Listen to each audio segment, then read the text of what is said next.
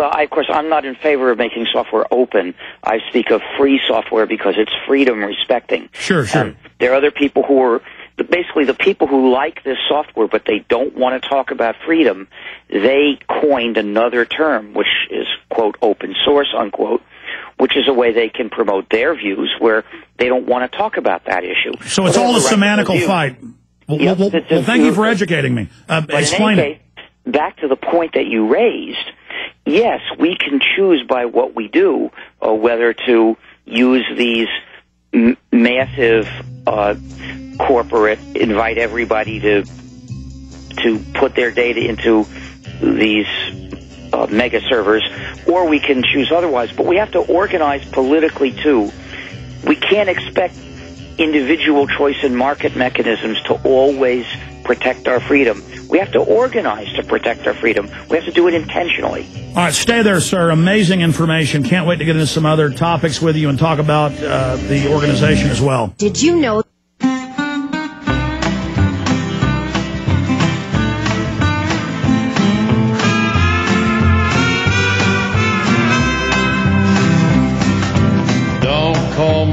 Richard Stallman's our guest, internet icon. Sir, is it better to just have folks go to GNU.org, the foundation there? Or what are some other sites folks can visit to read your writings and analysis and breakdowns?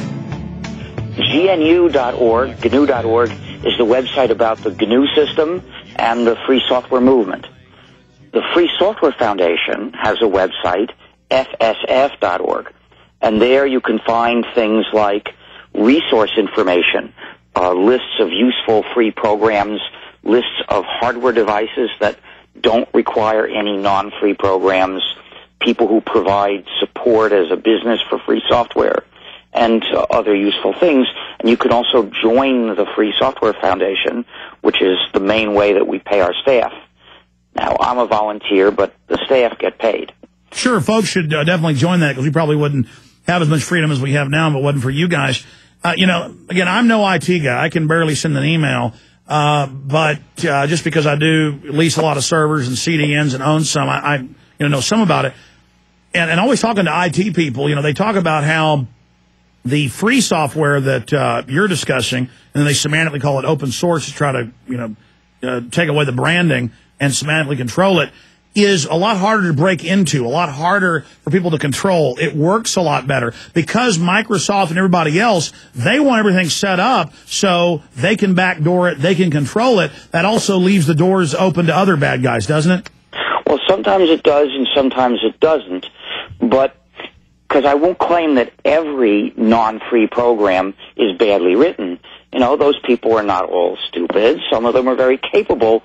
It's just that they don't respect your freedom.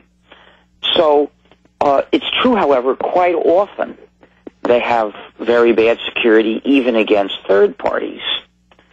For instance, with cell phones, there are viruses that can get into cell phones. So they can then invoke the cell phone's ability to turn on as a listening device without ringing, without showing any sign that it's making a call. It's still listening to the sound that comes in to the microphone, like whatever conversation you're having with people, and sending that to whoever. But you may be safer if you use a cell phone that's all free software. And there are some. There is the Open Moco phone. I don't know how well that's working yet. And I think if you get the professional version of the Google phone, then that's really free software. Although I'm not sure all of it is free software. Amazing. Long segment coming up. This one's short, but another question.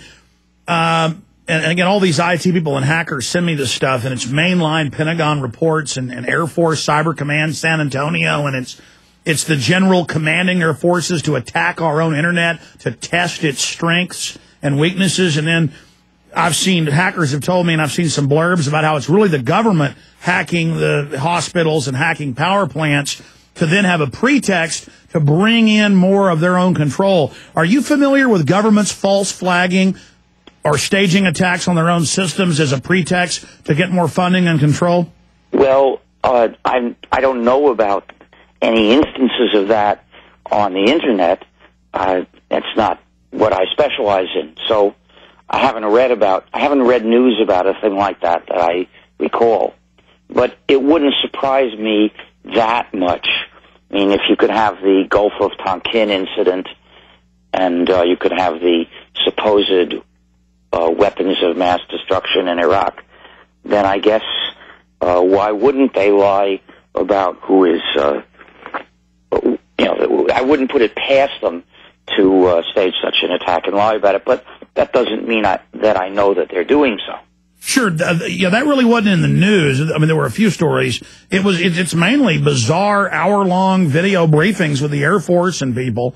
And I'm sure you did hear about the head of cybersecurity a couple months ago quit and said the feds are taking over the web. I won't be part of this. I mean, when their own head of cybersecurity quits, I think we have a big problem here. Yeah, I didn't read about that, and now that I've heard it from you, I'll take a look. Yeah, there's so much going on. I can't keep track of it all either, and it was only in a few articles.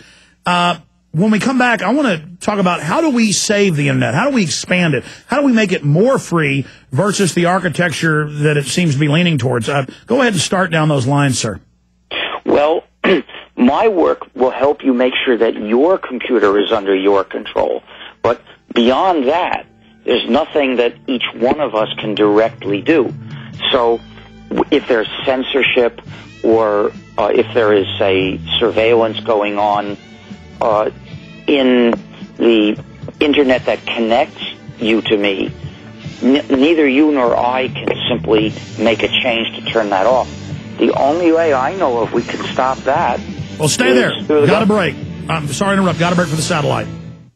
Okay, let's go back to Richard Stallman, who invented the GNU Linux system, has a big free software, internet freedom organization. Again, sir, I'm literally a troglodyte when it comes to all these terms. Again, reintroduce yourself for folks that don't know, and I'm just going to sit back, shut up, and hear what your solutions are, ways to fight this. You got cut off by the break with how do we stop the governments from trashing the web. They openly say the people are kicking their butt. They don't like free speech. I get restricted everywhere by MySpace, YouTube. They admit I'm censored. I'm just little old Alex Jones. You got the floor, sir. Well, what I started 25 years ago was developing a free software operating system called GNU. The idea is free software is software that respects your freedom, and you control it. The users control it individually if they know how and want to go to the trouble, but also the users collectively control it. Any group of users that want the program to work a certain way, they're free to develop their version which works that way. Those who know how to program do it, and those who have the same preferences use that version, and if they don't like that version, they use some other version. And you can also pay people to make the changes you want. So, for instance, your show, if you wanted to change a free program, well, you personally don't know how, maybe none of your staff knows how, but there are companies that would make those changes, just as there are carpenters you could hire to make changes in your office. And they'll just do the work the way you want it done. And if you want to change it again some other day, you can hire somebody else, because nobody has a monopoly. It's a free market, this business of support for free software. And does that allow a kind of evolution? It seems like where the non-free softwares are stagnant, except for minor changes, this accelerates development, doesn't it? Well, it may or may not. I won't claim that all non-free programs are stagnant. That depends how much work the developer is putting in. But regardless of whether it makes fast progress or slow progress, it makes progress in the direction that the developer wants. And if there's something the developer doesn't want you to be able to do, like, for instance, access a certain file more than 5 times, he'll program it not to let you. So proprietary programs frequently have these malicious features, which we call digital restrictions management, or DRM, or digital handcuffs. They are designed to stop you from doing things. So that program may not be your servant. It may be your prison guard. In any case, these are things that we can take control of ourselves. We can free ourselves and each other, and that's what we've been doing in the free software movement, since I started it. But there are other areas where we just can't solve the problem that way. Surveillance in the Internet service provider. Well, we can't stop that by choosing to use a different program in our own computers, because it's not happening in our computers. It's happening in some central office. Now, one thing that helps somewhat is to use programs like the GNU Privacy Guard,